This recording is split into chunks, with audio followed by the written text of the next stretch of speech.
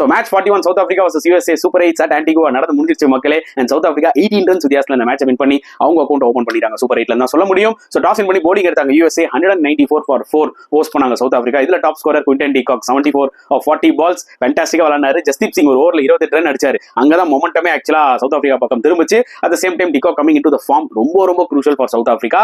And Markram நல்ல ஒரு innings 46 and கீழே ஹென்ரி கிளாசன் அவரும் நல்ல innings 36. And bowling wise USA எடுத்துக்கிட்டீங்கன்னா நெட்ரா வால்கர் ஒன்ஸ் அகைன் பியூட்டிஃபுல்லா போட்டு 2 wickets எடுத்தாரு.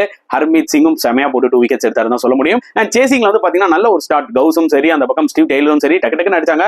ஒரு ஸ்டேஜ்ல 76 for 5 ஓகே கொலாப்ஸ் ஆக போறாங்க நினைச்சோம். பட் கவுஸ் அண்ட் ஹர்மீத் சிங் ரெண்டு பேரும் சேர்ந்து ஒரு 91 ரன்ஸ் பார்ட்னர்ஷிப் செம காட்டினாங்க. ஒரு ஸ்டேஜ்ல என்ன ஒரு சிச்சுவேஷன் அமைஞ்சதுன்னா ஒருவேளை USA வின் பண்ணிடுவாங்களா அப்படின்ற மாதிரி இருந்தது. லாஸ்ட் 3 overs இருக்கும். அண்ட் பெனால்டிமேட் ஓவர்ல வந்து பாத்தீங்கன்னா ரபடா போட்டார் பாருங்க, சூப்பரா போட்டார். 4 overs 18 runs 3 wickets செம ஸ்பெல். அதுதான் கேமே கம்ப்ளீட்டா சேஞ்ச் ஆச்சு மக்களே. சோ இந்த மேட்சை பத்தி நீங்க என்ன ஃபீல் பண்றீங்கன்றதை தாராளமா கமெண்ட் செக்ஷன்ல போடுங்க.